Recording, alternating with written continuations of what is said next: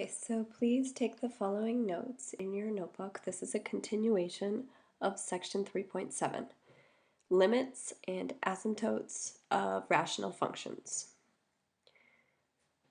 So there's two kinds of asymptotes. The first is vertical, and vertical asymptotes occur at the zeros of the denominator, as long as they are not zeros of the numerator. So this is a special case, which actually does not occur in the book, so you don't need to worry about this for any of the problems out of the book. So for our purposes, vertical asymptotes occur anytime there's a zero in the denominator.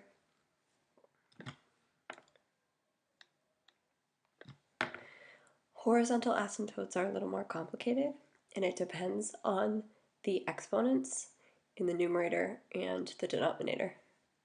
So if the degree of f of x and g of x are the same, then the horizontal asymptote is going to be equal to the quotient of the leading coefficients. Okay, so write this down and we will look at an example that shows exactly what this means. Okay, another possibility is that the degree of the denominator is going to be greater than the degree of the numerator.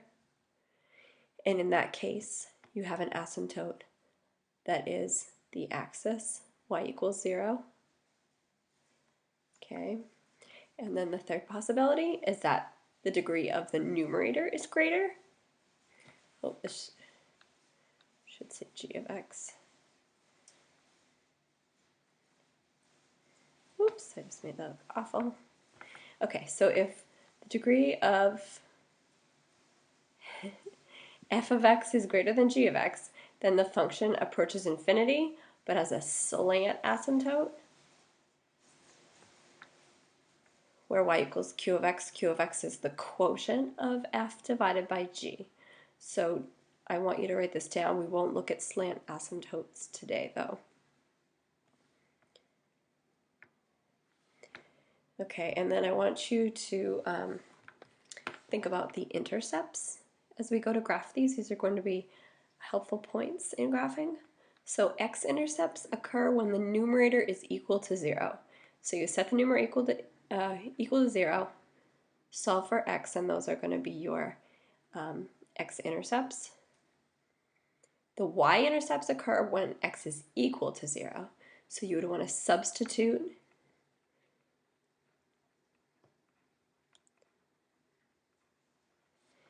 x equals 0 into your equation, and that will give you your y-intercepts. So these are the first things that you want to do when you go to graph a function. Find all the intercepts and find the asymptotes. Okay, so let's look at an example. All right, so we have the function r of x. So my numerator is 2x squared minus 4x plus 5. My denominator is x squared minus 2x plus 1. So the first thing I like to do is write these in factored form.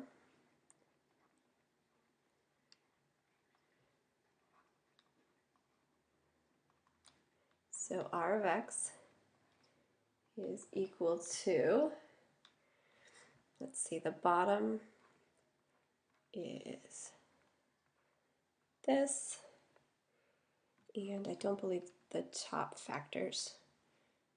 So we'll leave the numerator as 2x squared minus 4x plus 5. Okay, so this is going to help us to find our asymptotes. Okay, so vertical asymptotes occur when the denominator is equal to 0. And in this case, we're going to have one asymptote, and that is going to be at x equals 1, because putting 1 in for x will result in a 0 denominator. So we have a vertical asymptote of x equals 1. Okay, next we want to think about the horizontal asymptote. And to do that, we want to look at the degree of the numerator and the denominator. So the degree of the numerator is 2, the degree of the denominator is 2.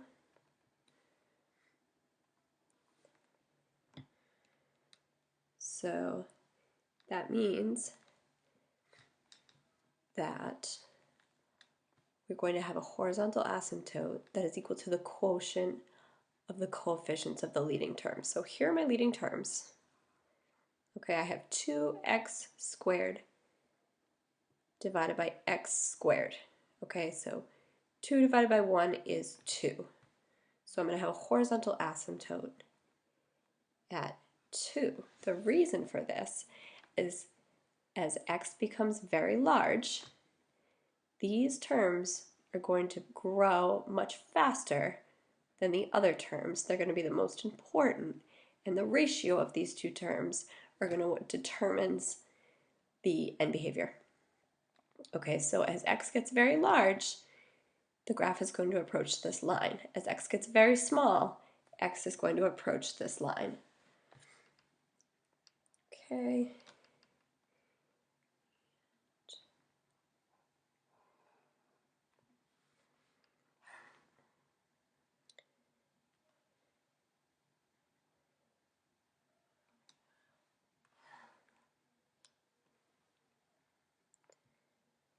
Okay, so x equals 1 is going to be, I'm just going to draw it as a dotted line actually. So x equals 1 is going to be one of our asymptotes.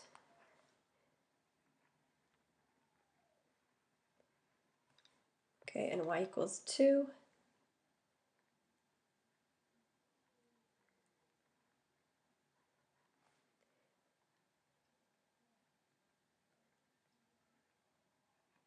It's going to be the other asymptote.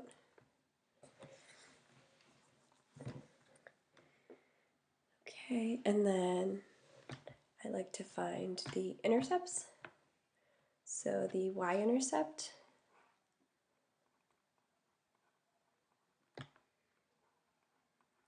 is when I substitute 0 for x. So r of 0 is 2 times 0 squared minus 4 times 0 plus 5 over 0 squared minus 2 times 0 plus 1. So everything's going to cancel except the 5 and the 1. So r of 0 equals 5. So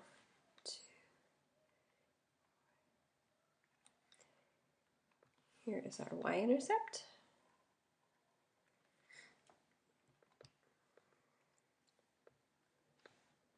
Okay, and as I said, the numerator does not factor in general. Oh.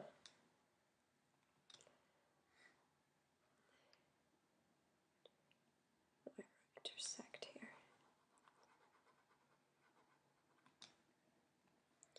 Sorry. Oh, that's a C. Goodness. Okay, so the x-intercept, you set the numerator equal to 0. And if I did this, I would get imaginary numbers, actually, because this graph does not cross 0. You can go ahead and try it if you want, but in general, the graph, when you pull out points, is going to look like this on the left side, and then on the right, what you want to do is fill in some x and y values. So when x is 2, y is 5. When x is 1.5, y is going to be 14. So 5. Oops, it looks kind of like this. Okay, let's look at another example. So example 4, we just want to find the horizontal and vertical asymptotes. So vertical asymptotes mean I want to write this in factored form first.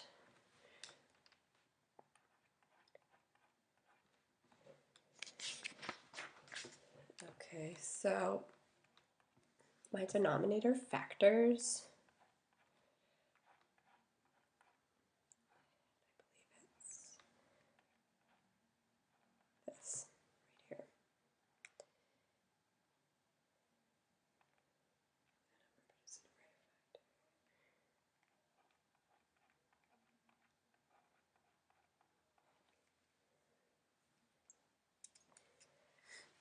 Okay, so vertical asymptotes are when the denominator is equal to 0, so at 1/2 and at -2. So we're going to have two vertical asymptotes at x equals 1/2 and x equals -2.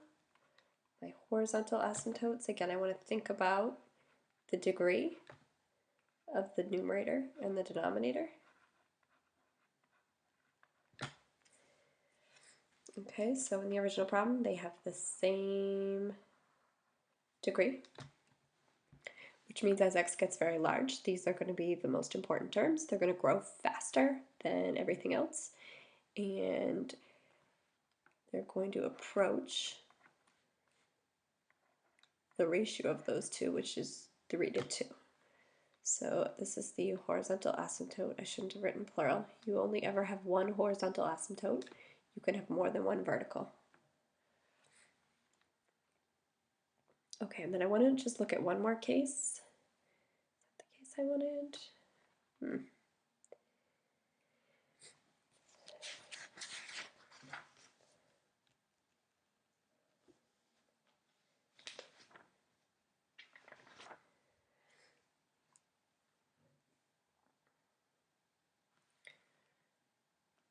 All right, I think that's enough for today.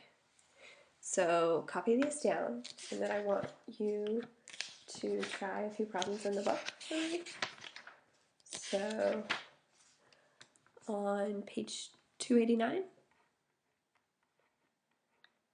I want you to try some of the odds, 11 through 29 odds. So you'll be finding x and y intercepts and finding horizontal and vertical asymptotes. All the answers are in the back of the book for the odds, so you can check those, and then we'll go over these tomorrow.